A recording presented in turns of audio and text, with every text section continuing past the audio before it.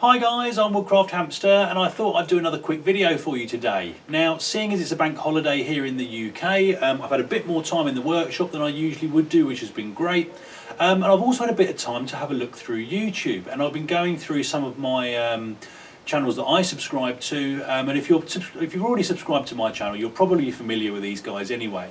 Now you've got Zed Outdoors, who runs a bushcraft channel, really good channel, full of loads of information. He's been very fortunate enough to make contact with a lot of other YouTube bushcrafters, and tends to link up with them quite often. And one of the people he linked up with quite a while ago was a guy named Lee Stoffer, who also has his own channel.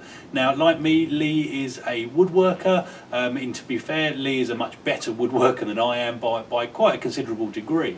But I was watching a collaboration between the two of them, and I'll put the link in the description below, just in case I forget to do that. By all means, just shout at me on the comments and I'll put that link in at a later date, just in case I forget. But the video that I was watching was one where Zed had gone over to visit Lee in his workshop, and Lee was talking about how he makes his spoons. Now, it's a particularly, in my view anyway, a particularly interesting way of making spoons, and that's something that I'm going to try doing today.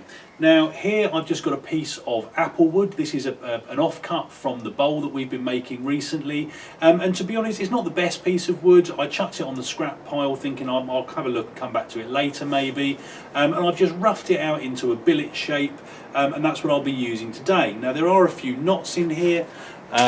As you can see, there's sort of quite a big knot there that I've carved most of it away. I didn't want to lose too much of the wood.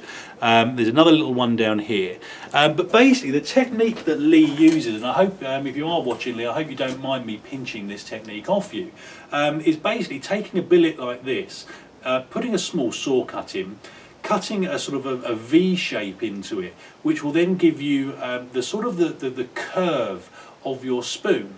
Now, normally if I'm making spoons, they tend to be fairly straight. In fact, I've got one just over here.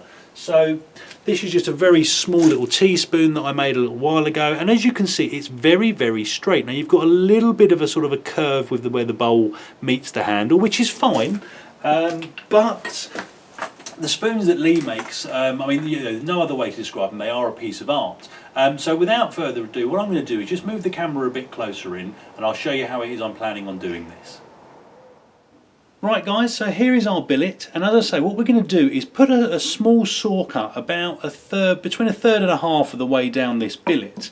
Now, I'm going to do it probably about here, so we've got a nice big area here for our spoon bowl, and then coming back here we'll have our handle. Now, I'm just going to use my little axe here as a stop. I've actually brought my little mini Grantsfors hatchet out of retirement today. It's been sitting there looking a little bit forlorn, and I figured it was probably time to give it an airing. And just using this saw,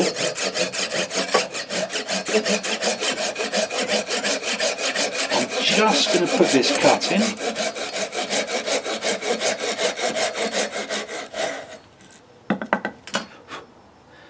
And that will probably do us. I'm just going to bring it a little bit further back on the back edge. So we should be fairly even down here.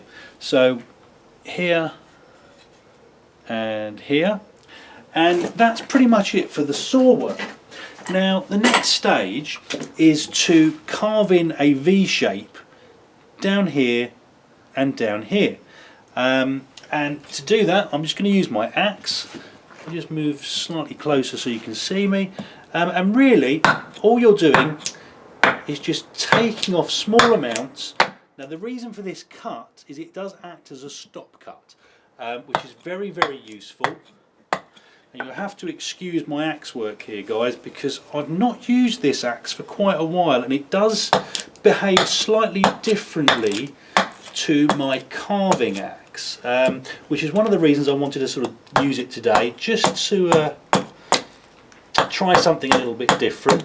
And also, you know, this is a much smaller axe, and because we're making a small spoon, it kind of made sense to use something a bit on the smaller side.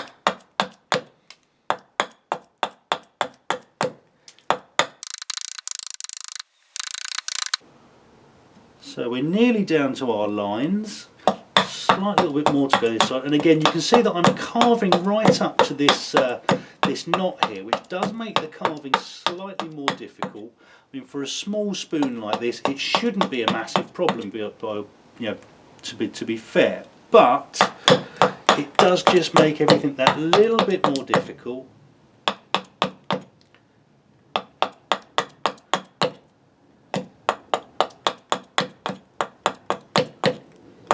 So here we have the first side of our V.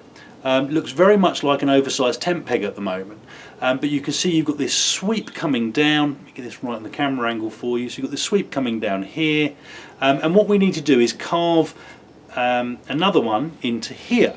Now you could do this, just bring this lower down for you. You could do this like that, but obviously you're bringing the axe very, very close to your fingertip, which is something that Lee also mentions in his video. And the way around that would be to come in from the side like this, or from the top if you're holding your piece of work like this. Now, this is not a technique that I've used before, so I need to be fairly careful here. And again, it's very easy to start cutting over to sort of this side here. Let me try and move this around so you can see a little bit better what I'm doing.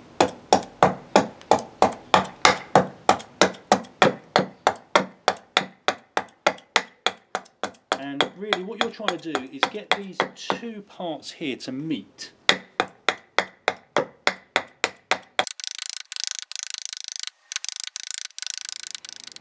Right then guys, so now we've got this very, very rough V shape carved out. What we want to do is start removing material from what's going to become the back of our spoon bowl, and that's a very quick and easy process. And I like to tend to come in off the corners first of all,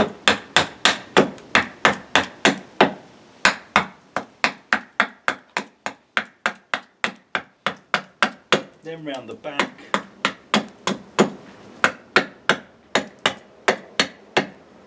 and just take away a little bit of that material.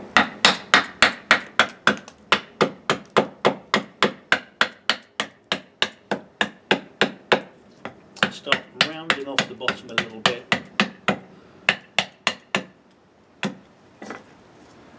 Ready for becoming the back of our spoon.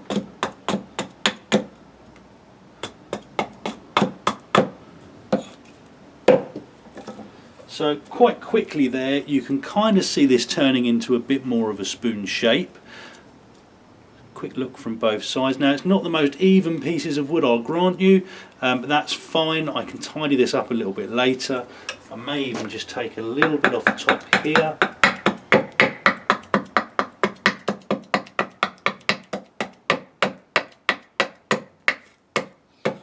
And then for our next step, if you take a look at this this V shape here, so that's coming up here, and then what I want to do is start smoothing down this area and reducing the material so that we've got a thinner handle.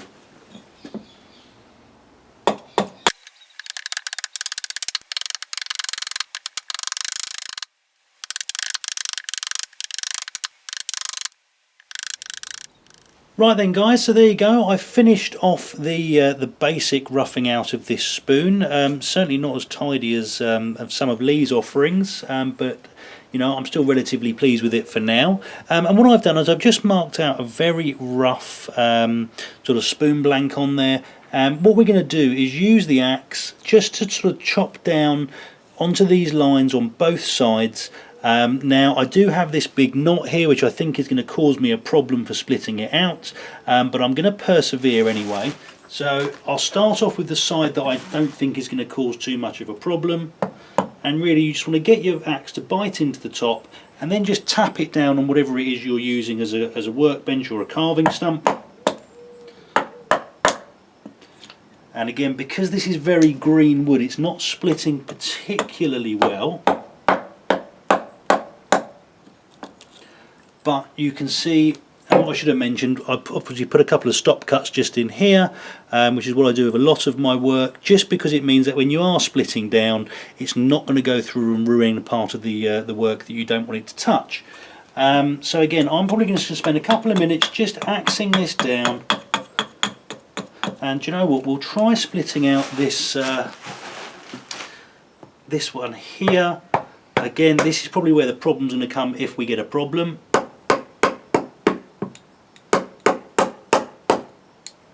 And in fact it is trying to split out into the handle, so it looks like I'm going to have to do this kind of the hard way, which is just coming down from the side. Now because I've cut this down to the correct size now, it does mean you have left less material to hold on to.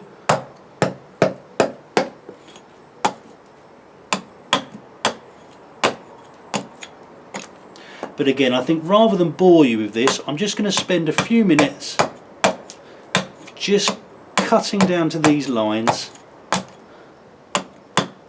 and I'll come back when we're ready to move on to the next step.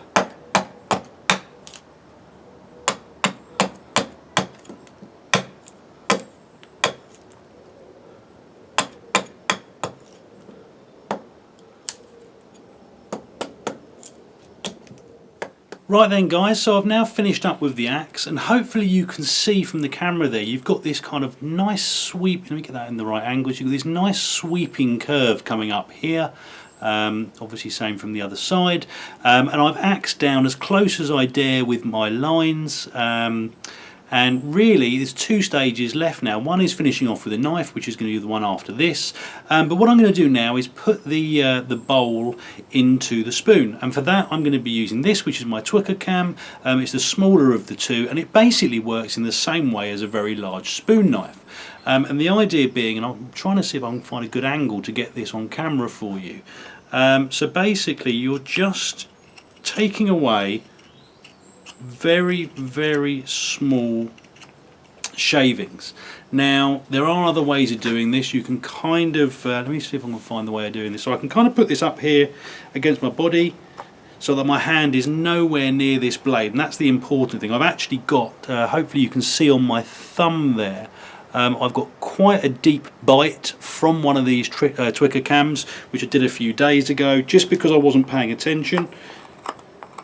And again, you can kind of hold it against your body, and as long as you keep your elbow kind of locked in, and I'll show you this with the knife as well, you're generally okay. You're not going to sort of slip off and come into, I mean, I'm pushing as hard as I can into my stomach here, and this Twicker cam is still not making contact with my body. Right then guys, so that's the bowl very, very roughly hollowed out. Now obviously, as I said before, this is still a piece of green wood, so it still needs to dry, and it will still need final sanding before I'm happy with it. But really the last stage now is to start refining everything down with your knife. So I'm going to be using this, which is my Ramirez Bushcraft knife. Now I use this quite a lot in my videos. I'm kind of erring towards this whenever I carve now. And while I'm doing this, I kind of just want to do a quick point about knife safety. And that is that a lot of people say to you, never, never ever cut towards yourself. Now unfortunately it's a fact of carving that sometimes you do have to cut towards your body. Now you can make that as safe as possible, and I suppose really my comment's going to be, if you are able to cut away from yourself, that's obviously the safer way to do it as a general rule. However, if you do have to carve towards yourself, especially with fine detail work like what we're about to be doing, what you want to do is take your knife in a reverse grip, so essentially the back of the handle is running parallel with your palm.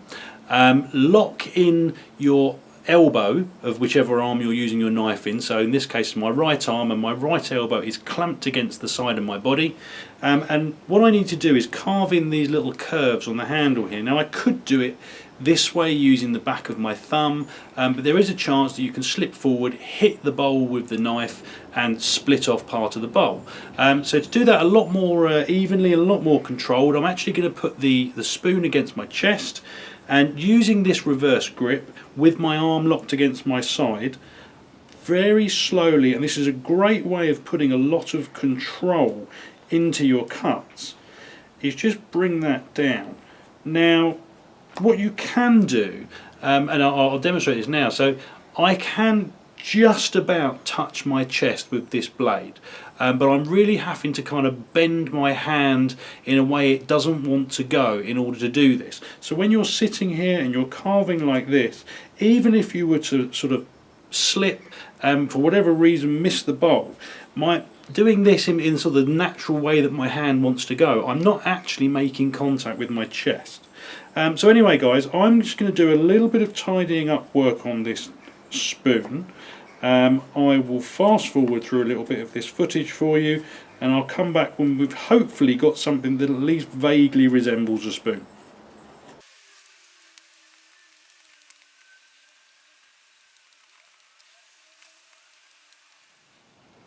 Right then guys, well I think we are about done. Now as I say, this is still green wood, so there's a fair way left to go as far as final finishing is concerned, but I think, you know, hopefully you'll agree with me, you know, we've got this nice sort of curve to the spoon here, and this is sort of slightly unusual for me because, as I say, I usually tend to make things that are perfectly straight. Now obviously the bowl needs a good sanding. I could go a little bit deeper with that. I could probably spend another couple of hours just refining this spoon down more and more, making it a little bit more aesthetically pleasing and so on and so forth, which you can do with any kind of carving. You know, I think most people that do this will look at something they've made and go, do you know what, I mean, I could say that this is now finished, but actually I could do this and I could do that, I could do the other, and it's just one of the joys of carving, is sort of just making a decision as to when you think it's finished and when you're happy with it. But anyway guys, so that was just a really sort of hopefully fairly quick video. I'm not sure how long it's going to be because I've not edited this together yet, but you know, this was just a style of spoon carving that's fairly new to me. I had seen Lee and Zed's video some time ago and I thought I must try it, and it completely slipped my mind until recently when I rewatched it and thought, do you know what, I'm going to give it a go. And actually this is quite a nice way of making a spoon. So like I say, check out the link in the description to Zed's video for his collaboration with Lee. It was a really nice thing for me to make. If you look at this in comparison to what Lee creates on the video that I'm talking about, I'm sure you'll agree that Lee's work is certainly well above what it is that I've turned out here.